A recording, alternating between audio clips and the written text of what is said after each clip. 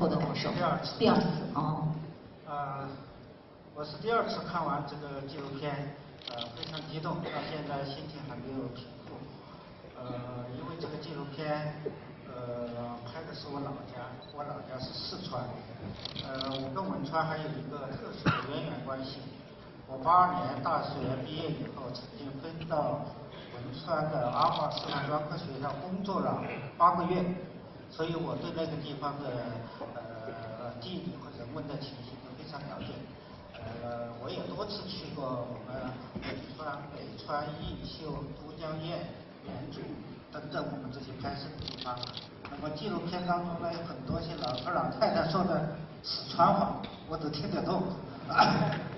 所以我特别能理解这个影片的这个表达。因为拍摄纪录片需要特别的耐心和坚持。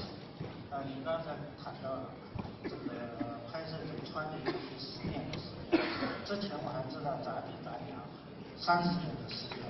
那么焦国老师刚刚又完成了一个精准扶贫题材的电影《出山记》，前不久也在做了首映式。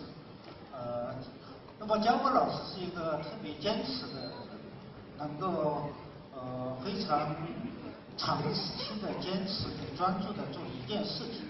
而且我刚刚跟焦国老师访问英国回来，其实纪录片在国外特别受到重视。像《出山记》这样的影片，他们也都能看懂。那么大家知道，拍纪录片不仅要有耐心和坚持，其实更要有一种沟通的能力。你要跟你的拍摄对象达成一个特别良好的沟通，他才愿意把他最内心、最真实的东西让你拍。包括这个影片，我们也看到6个孩子的成长，这个成长经历当中也有成长的烦恼，也有成长的痛苦，特别是那个那个孩子，还有类似于青春期的那样一些反应，非常真实的体现了出来。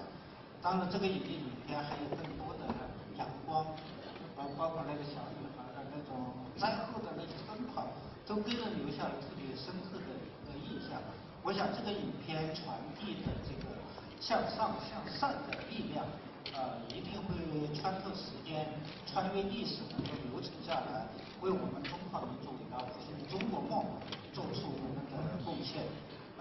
同时我还跟焦国老师也正在策划一件事情，就我们中国电影家协会联合山东省文联。